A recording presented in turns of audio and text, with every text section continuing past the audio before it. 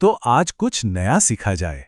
चलिए, एक ऐसी दुनिया में चलते हैं जो शब्दों से बनी है, एक ऐसी भाषा जो अपने आप में एक पूरी संस्कृति को समेटे हुए है। स्क्रीन पर ये वाक्य देखिए, एम्मा बहुत मंदोनी।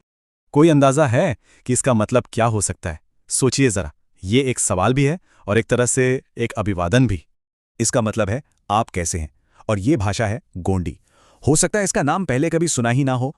और देखिए, ये कोई छोटी मोटी बोली नहीं है, इसे करीब करीब 30 लाख लोग बोलते हैं। 30 लाख! तो चलिए इस सफर में जरा और आगे बढ़ते हैं और इस अनोखी भाषा को थोड़ा और करीब से जानते हैं। अच्छा, तो तकनीकी तौर पे देखें तो गोंडी एक दक्षिण मध्य द्रविड़ भाषा है। इसे बोलते हैं गोंड लोग, जो खुद को ना बड़े गर्व से कोईतोर कहते हैं। मतलब ये सिर्फ बात करने का जरिया नहीं है, ये उनकी पहचान का एक बहुत ही जरूरी हिस्सा है। तो अब जब भाषा के बारे में थोड़ा पता चल गया है, तो चलिए इसे बोलने वाले लोगों और उनकी संस्कृति से भी थोड़ा जुड़ने की कोशिश करते हैं। किसी भी भाषा को महसूस करने का सबसे अच्छा तरीका क्या होता है? उसके कुछ शब्दों को जानना है ना। देखिए, जैसे अगर पूछना हो आपका नाम क्या है, तो गोंडी में कहेंगे नेवोर परोल बांतो मंधुनी। और अगर कोई आपसे पूछे इम्मा बहुन मंधुनी, तो जवाब में कह सकते हैं नाना बेसा मंदोना, यानी मैं ठीक हूं। और हां के लिए इंगो, ना के लिए हिल्ले। दिलचस्प है ना। चलिए अब कुछ ऐसे शब्द सीखते हैं जो सीधे उनकी रोजमर्रा की जिंदगी से जुड़े हुए हैं। जैसे अंग्रेजी का शब्द है प्लाव, हम हिंदी में कहते हैं हल। गोंडी में इसके लिए एक बहुत सुंदर शब्द है नायंगाल। और ये सिर्फ एक शब्द नहीं है, ये उनकी खेती किसानी वाली जीवन शैली का पूरा प्रतीक है। और ये तस्वीर देखिए, ये इस बात को कितनी खूबसूरती से दिखा रही है।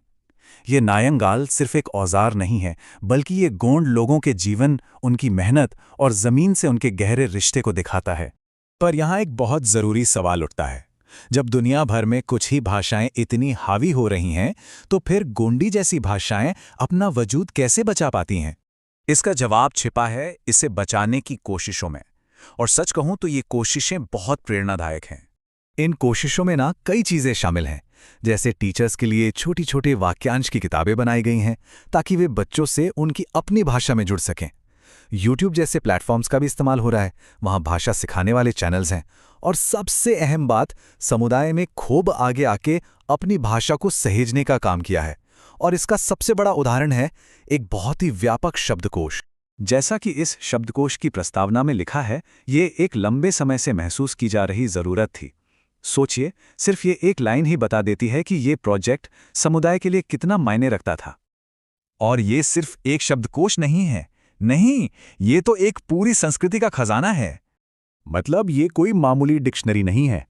इसमें गोंडी शब्दों का अंग्रेजी, हिंदी और तेलुगु तीनों में अनुवाद है। पूरा का पूरा गोंडी ग्रामर समझाया गया है और शब्दों को समझाने के लिए सैकड़ों उदाहरण दिए गए हैं। और सबसे खास बात पता है क्या है? शब्दों को सांस्कृतिक श्रेणियों में बांटा गया है, जैसे पौधे, जानवर, रीति रिवाज। यहां देखिए ये कितना काम का है। एक ही जगह पर गोंडी शब्द ने का मतलब अंग्रेजी में डॉग, हिंदी में कुत्ता और तेलुगु में भी मिल जाता है। इसी तरह रोन यानी मकान और पिर मतलब बारिश।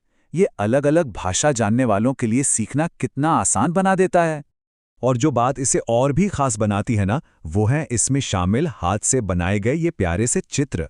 ये देखिए, एक गिरगिट या एक कमीज का ये सिंपल सा चित्र, ये शब्दों को एक विजुअल पहचान देते हैं और उन्हें सीधे सीधे संस्कृति से जोड़ते हैं। अब इस शब्द को देखिए, गुसाड़ी। वैसे तो इसका मतलब हुआ विदूषक या क्लाउन, लेकिन परिभाषा देखिए, ये बताती है कि यह दंडारी त्योहार के दौरान होने वाले अनुष्ठानों से जुड़ा एक खास तरह का विदूषक है। देखा, यही बात इस डिक्शनरी को खास बनाती है। ये सिर्फ शब्द नहीं, बल्कि उससे जुड़ी गहरी सांस्कृतिक परंपराओं को भी बचा रही है। शब्दकोश की भूमिका में लिखा ये वाक्य इस पूरी मेहनत का सार है कि ये गोंड संस्कृति के लिए एक स्थायी योगदान और भविष्य की ओर एक महत्वपूर्ण कदम है। गोंडी की ये कहानी हमें एक बहुत बड़े सवाल पर लाके खड़ा करती है। हर भाषा अपने आप में एक पूरी दुनिया होती है, दुनिया को देखने का एक अनोखा नजरिया। तो सवाल ये है कि हम ऐसी कितनी ही दुनियाओं को खामोशी से ओझल होने दे रहे हैं। इस पर सोचना तो बनता है।